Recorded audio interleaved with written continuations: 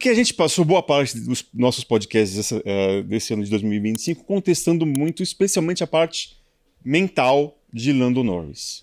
No final, na hora do vamos ver, na hora que tá decidindo, ele não é campeão ainda, mas de certa forma ele deu uma resposta a quem duvidou muito dele. Especialmente lidando ali com a vantagem, um fim de semana que ele começa, vai bem e termina bem, já dá para dizer que realmente essa questão mental já é coisa do passado, que a gente tem que olhar agora para esse novo Lando Norris. Puxa, um abraço para você, Eric, Isa, galera ligado. É um tema difícil, me parece um tema difícil de avaliação. Vocês sabem, eu tenho lugar de fala o quanto defendo o Norris. Defendo naquele meu perfil de defender até ideias que eu também tenho. Eu faço isso sempre. Quando eu percebo algo ficando muito massa, eu falo, não, peraí. Eu até acho isso também, mas não estamos exagerando? Eu sempre achei que ele apoiou mais do que deveria, muito embora tenha dado as suas derrapadas. E eu acho que a maior prova de que ele é bastante questionado é que mesmo no momento que ele domina, muita gente tem a dificuldade de falar sobre o bom trabalho dele e volta-se para o Oscar Piastri está sendo sacaneado. Não foi ele que ganhou o Oscar, que perdeu o Oscar. É meio que isso. Eu até acho que a história do Piastri, a gente vai falar depois, ela cabe discutir porque ela é estranha. É uma queda abrupta, né? Assim, desculpa, eu me aproximei demais. É uma queda abrupta e tal. Sobre o Norris, o fim de semana dele é espetacular. E eu acho que ele mostra, depois do que aconteceu do abandono dele na Holanda, em que a gente debateu aqui no pódio, o campeonato acabou, a gente vai pontuar, e que eu falei, não, eu não acho que o campeonato acabou, mas eu acho que se acabar e ele perder por pouco, a gente vai falar, foi na Holanda. E ele deu a resposta de forma incrível. Não sei também até que ponto teve ficado tão atrás, tirou um certo peso da vida dele, do tipo, cara, agora vambora, não sei. Emocionalmente falando. Seja como for, ele tá fazendo um excelente trabalho. Isa, e aí? A gente acho que tem duas remontadas boas do Norris na temporada. Depois do erro dele, absurdo, no GP do Canadá, em que a sorte dele, no caso, foi também por causa que o Piastri não venceu aquela corrida, ele ficou na 4ª posição, mas o Lando sai zerado de lá. E depois da quebra da corrida que o Felipe se refere, as corridas seguintes ele vem tirando gradativamente a vantagem, não só tirou, chegou a Interlagos com ponto à frente, agora aumentou. Abriu. Que você acha que nos momentos em que ele estava mais por baixo, que ele poderia se abater, ele deu uma resposta? Você tem essa visão? Oi para todo mundo que tá ouvindo e assistindo a gente. Sim, eu vejo que ele dá essa resposta, mas a gente precisa também ser muito justo, né? Ele, é o que você mesmo disse, quando ele erra, ele volta no GP seguinte tranquilo, lida bem com o que aconteceu, faz um GP seguro, faz um GP muito bem feito.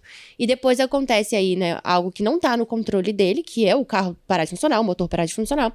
E mais uma vez, no GP seguinte, ele vai lá, ele mostra que ele superou o que aconteceu e faz um GP tranquilo, faz um GP muito bem feito. O grande ponto pra mim aqui a gente sempre bateu nessa questão do Norris não ter mental, do Norris, né, ser um pouco mais transparente com as suas emoções, mas no momento em que ele precisou ser assim, funcionou. Porque foi quando ele mostrou que, de fato, ele não se deixou abalar pelo que aconteceu com ele. Ele não deixou as situações adversas abalarem. Porque a gente sabe que ele é mais transparente. Então, não foi um fingimento. Ele realmente conseguiu superar aquilo.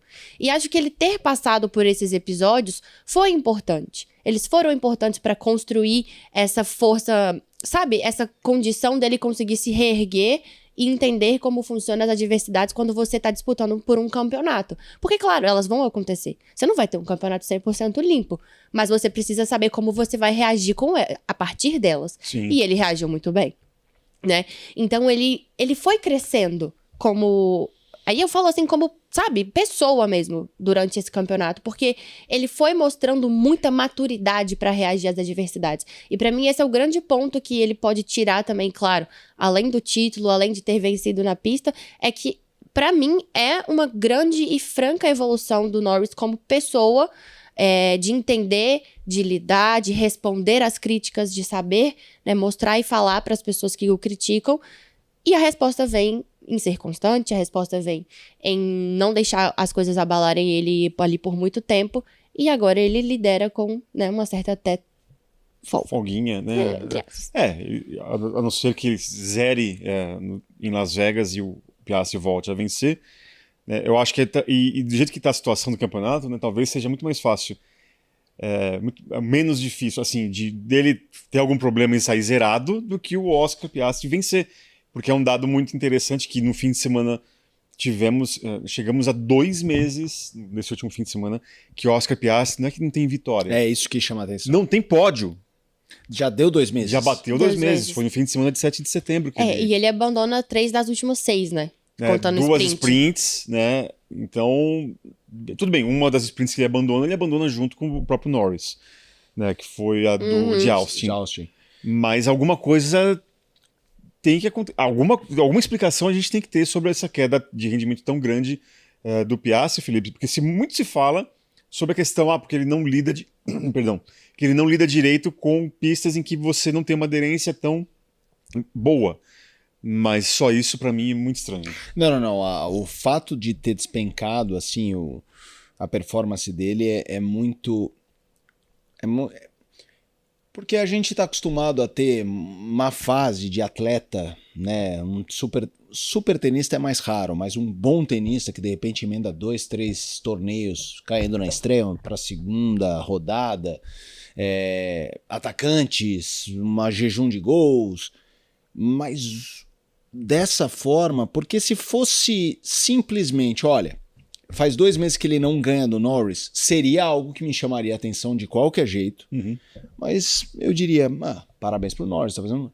Essa dele 2 meses sem pódio, ok, ficou mais claro que depois da pausa do meio de ano, a McLaren deixou de ser absolutamente dominante, mas ainda assim ela continua sendo muito forte. Uhum. Você com um carro muito forte, num ano muito sólido seu, não ir pro pódio, porque se dissesse assim, não, o Piastri abandonou aquele GP da Holanda e aí deu um tilt ali nele, o Norris abriu vantagem. E aí até por isso, eu entendo um pouco porque eu questionei, eu questionei a teoria da conspiração, que eu defendo o Norris dessas narrativas anti-Norris, mesmo quando eu mesmo tô incomodado com algo que ele tenha feito. Mas e que daí já tem gente diminuindo o que ele tá fazendo, como se ele fosse. Mas a queda do Piastri, ela é tão grande, eu não tô falando que eu concordo, tá? Eu só tô falando que eu entendo pegar um grupo de gente e falar, não é possível. Tem alguma coisa ali, gente, não é possível. Eu não consigo, Felipe, imaginar que uma equipe vai deliberadamente prejudicar, ainda mais em um momento do campeonato que o Verstappen vinha com tudo, e que se eles brincassem, o Verstappen já estava na bunda do Norris. Vou brincar, quero que ganhe o Norris. Ia ganhar o Verstappen, cara. Então, assim, essa narrativa, é o famoso, como diria meu amigo de ESPN, Paulo Calçade, eu esqueci, que não me inclua fora dessa, eu não caio nessa, hein? Eu não caio nessa. Nessa eu não vou. Mas que é estranho, é estranho. Mas tem gente que jura, né? A gente conversando com o público lá em Interlagos, tem gente que jura de pé junto que a McLaren está prejudicando deliberadamente o Oscar Piastri. Então, mas eu vou trazer um depoimento do Gabriel Bortoleto numa entrevista que eu e a Isa fizemos com ele em Interlagos. Que eu perguntei sobre quem vai ganhar. Aí ele deu risada, brincou. E eu falei, mas e esse papo do Norris, seu queridinho? E foi bem curta a pergunta, foi meio que isso. Foi uma réplica por cima do que ele estava falando, porque já estava acabando o nosso tempo. Mas essa história dele, seu queridinho. E aí ele... normal no sentido de, o cara tá lá há X anos, sei lá, 10 anos, 8 anos. Você também no seu trabalho, você tá há 10 anos, você conhece mais as pessoas, você tem mais relacionamento do que... Como quem quer dizer? É normal ele ter talvez um envolvimento pessoal maior ali, sim, mas daí... Aí ele falou, mas as pessoas que trabalham, não somos só nós pilotos que somos profissionais e queremos ganhar. Ganha todo mundo. Todo mundo ganha na equipe. Então assim, daí a ter uma preferência, dar uma condição melhor para o... Claro que essas pequenas preferências podem... Isso ele não falou, tá? Interrompi, fecha aspas, do Bortoleto. Agora sou eu. Claro que essas pequenas preferências podem impactar um dia a dia de trabalho. O Piastri pode, às vezes, ficar mais amuado, tipo, porra, a sensação que eu tenho, os caras gostam mais de mim. Pode haver um carinho excessivo, um cuidado maior.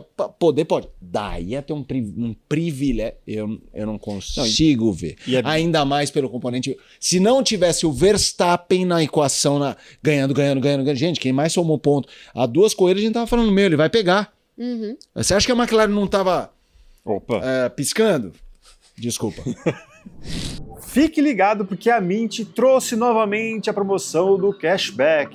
Você que ainda não investiu na Mint, basta você investir a partir de R$ 150 em qualquer criptoativo e a Mint te devolve R$ 50 em Bitcoin. É isso aí, você investe a primeira vez, utiliza o cupom MOTOR50 na hora que você estiver fazendo o seu cadastro ali com os seus dados e investe R$ 150 em criptomoedas. Assim que você fizer esse investimento, até o 5º dia útil do mês seguinte você vai receber os R$ 50 em Bitcoin. É isso aí, Mint, a plataforma cripto do BTG Pactual.